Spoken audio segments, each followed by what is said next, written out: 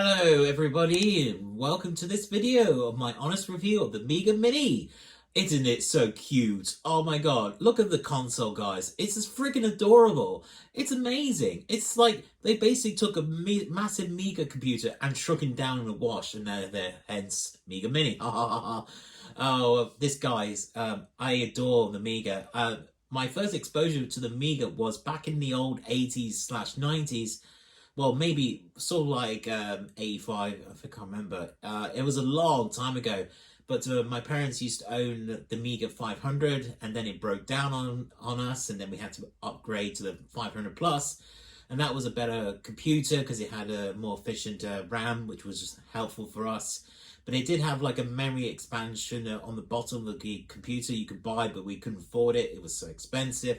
But however, the games were actually very cheap back in the day, because obviously the Super Nintendo games were average 50 to 60 quid, which was a crazy amount of money back in the day. But however, when we look into the Amiga library, it was actually a huge discount, cheaper. So games were like averaging about $9.99 to $24.99 each.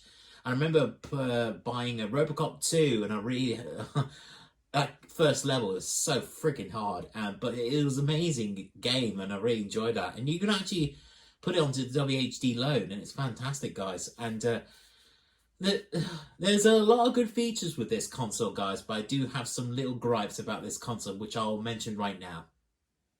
Right, so here's some amazing points about this Mini, if you will, guys. Thank you to the people at Retro Games. You did a fantastic job with this. What I like about this, it's got a nice simplistic menu. Oh, forgot to put on the music.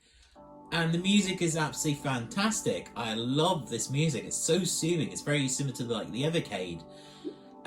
Yes, look at that. Beautiful carousel games. So you basically get these preloaded with your Mini at launch. And you can add more games, which this is the WHD load access with the memory stick.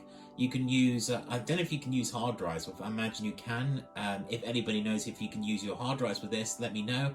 I imagine you don't need that much. I think 128 gigabyte card will be enough for most of the Amiga CD32 games, because they're quite big, of course, on the CD music era. So what I like about this, you can actually rate your games. So if you go to another world, you can press the green button, that's the X button here. You can choose the rating of the game, and you can basically sort with the Y button. So you can sort by author, by gen, by year, and by publisher. So that's really nice. So you get like a simplistic feature, which is very nice. The amazing thing I like about this console, if you go to a menu options, you basically have all minis have the same functionality of the screen resolution, so you can put it fixed size, moderate zoom, screen fit, which I usually do anyway. You can also enable the CRT effect, similar to the old monitor style back in the day, if you like to. Enable image smooth, which is very nice.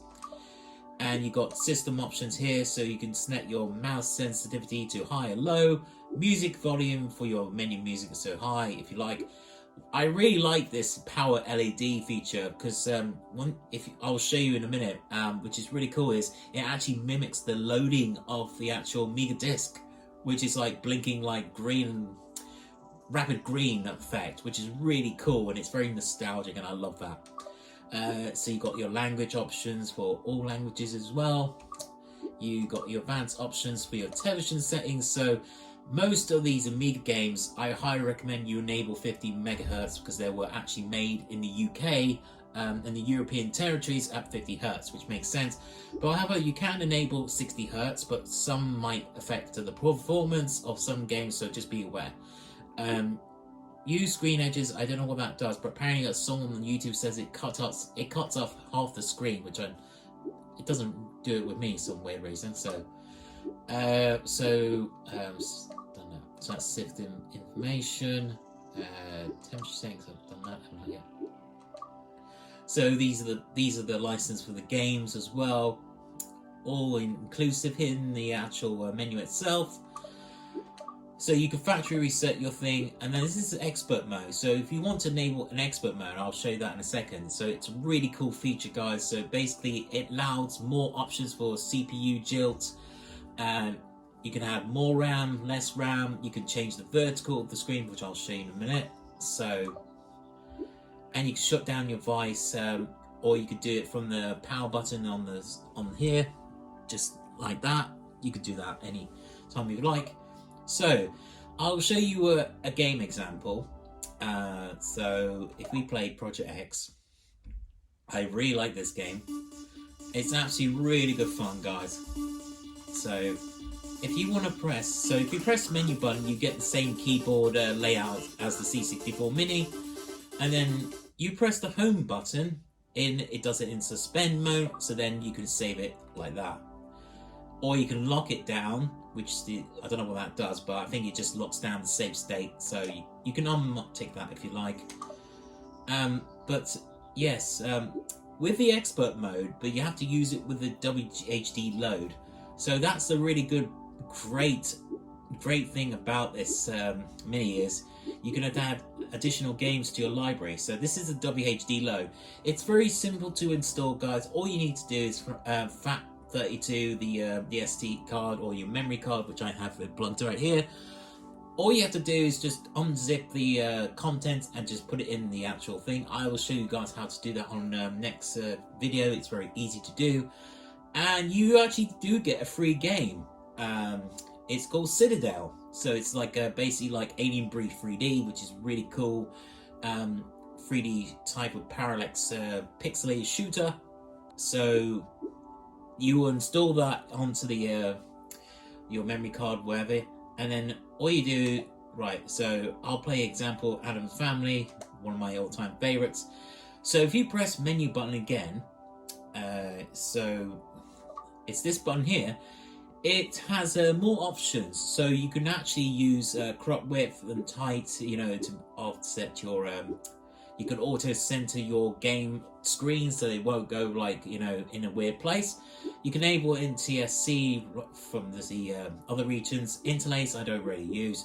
You can, however, do the same for this. This is the blitter mode, so you can.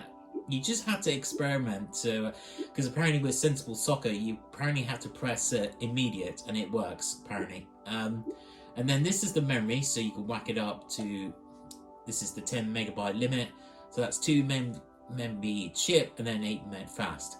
Now, I don't know what these do, but if anybody knows, I know CPU jilt, basically, if it's screen, if it's screen tears, on the screen, it can actually, CPU jilt just correlates the frame rate and stops the resolution lines. That's what I've been told. So you can map your controller to any style you like. There's secondary controls, blah blah blah. You can edit pressing A. So you got this control pad here. So you can, which I really do like, guys. It's very nice actually. So it's very cool. You can edit it anytime you like, so that's really cool. You can have, apparently PlayStation controls will work with this, and Xbox controls will work with this, or any PC controller, I think, works with this, so that's pretty good. After you install it, so this is the actual icon you will see, so you press on that, and then this is the games I put on here. So it only accepts LHA files, so what that does is, it basically, you know how you used to swap floppy disks to load the games? It's now all inclusive in one file, so you don't have to worry about swapping disks anymore, which is a godsend. It's a great thing. So so if you launch the game, press the home button, off you go, and it's great. It's very fast. It's there's no issues as well. It's very smooth. However, I will say in the negative bits section there is some problems with the HD load, but it's really good. So it plays quite well. And then you just play like your normal game like you normally do. Oh my god, nostalgia overload, right? Yeah. But it performs quite well in some games, so this is one of them, which I really like. I remember playing this when I was very young, so... and some weird reason, right, you know how in the old days you used to have, like, the 2-button joystick, but now they got this, so... yeah. So there... which is good, so X can actually jump, which is quite handy. So, yeah. Which is really cool, isn't it? Very nostalgic. Yeah. I do love the Addams Family movies, and the games were very good. The NES version sucks, I'm sorry, but this is like the best version, obviously. There were a Super Nintendo version of this, which is absolutely fantastic. So there you go, that's the example of one of the games. Can I say one thing that I really adore about this console is the mouse is absolutely ace. It's basically the old replica of the old Tag mouse, and it's amazing. It's great for playing Lemmings on this, and yes, and then there's no ball anymore, which is great, isn't it? So it's basically a laser pointer, and you can use this on your PC, guys. That's how cool this mouse is, and it's great with Simon the Sorcerer as well. So. And it's a very smooth experience. I played a Robocop 3 with this, and it's absolutely awesome mouse. No, no lag, anything. So it's great. It's hooked up to the console because you won't get, it eliminates lag, which is fantastic.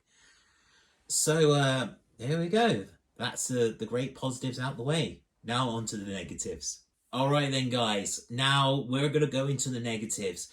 I want to say, I'm not to. These are objective views, but can I say one thing? I'm not a big fan of the D-pad because it's basically like the PlayStation Syndrome D-pad.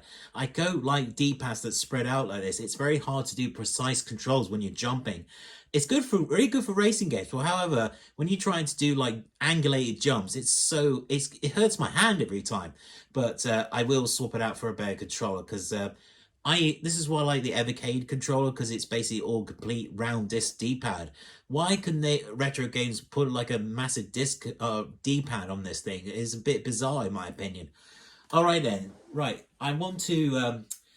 I'm not a fan of the game selection though, because a lot of these games, as I mentioned before, are good thing, and then there's some bad bunch of the apples in the bunch.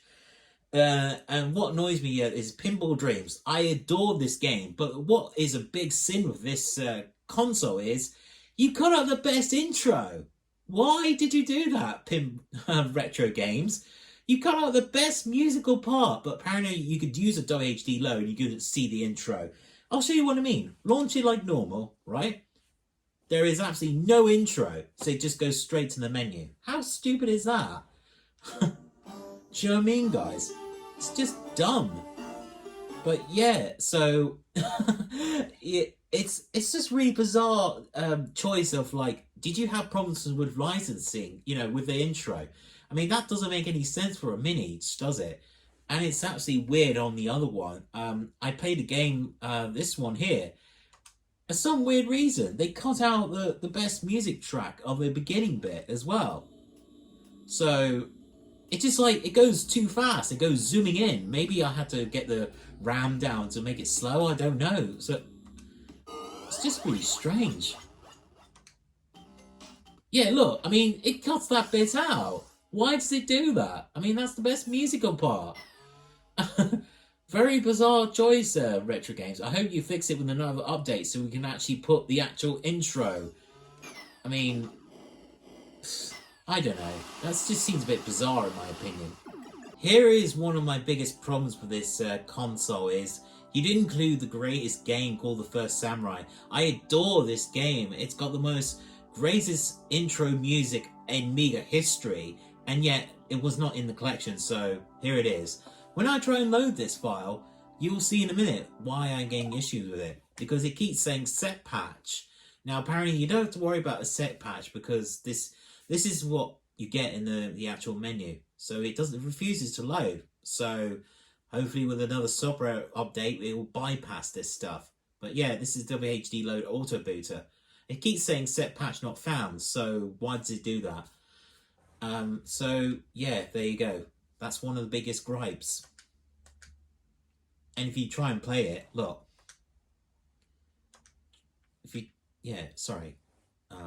You try and play it and it just refuses to work.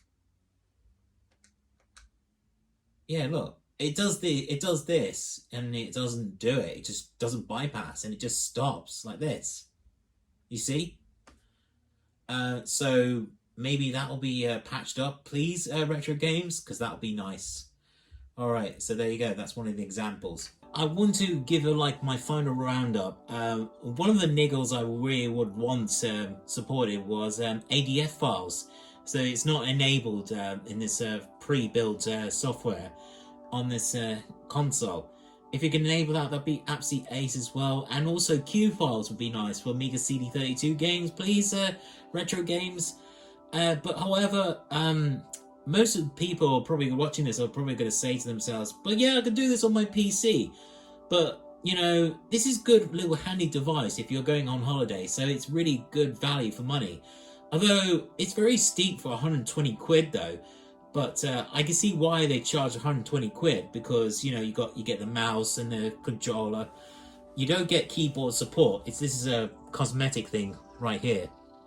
So imagine with the sales of this console, they'll do a maxi version, like the C64 maxi version.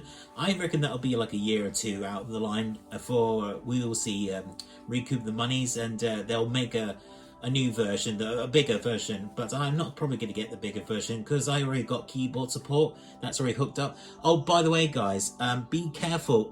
I did this a couple of times before. You have to basically, when you get a USB hub like this, make sure you connect your keyboard and your mouse in there, because apparently I did it the other way around, and the USB load couldn't take it, and that's why I couldn't read the memory stick. So you have to be wary of that. Just make sure you put in the 2 ports like this would help. So just in case if you're wondering, would I recommend this? If you're a huge Amiga collector, yes.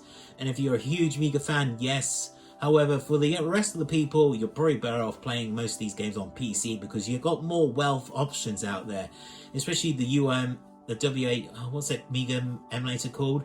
UAG emulator. That's one of the best Amiga emulators, because then you got more options. You can actually use more control pads, because this is very restrictive at the moment. You can only use like this and PS4, and I don't know if it uses PS3 controllers. It seems a bit limited. I tried to hook up an Evercade controller because I like the D-pad on this, which I'll show you right now. This D-pad is what I wanted, but I prefer this D-pad. It's a lot better, but it didn't work. So I would give this a rating of 8.5 out of 10. I still got some issues that need to be fixed. However, it's a really good mini, and I highly recommend it. And as the saying goes, guys, retro forever, and thanks for watching.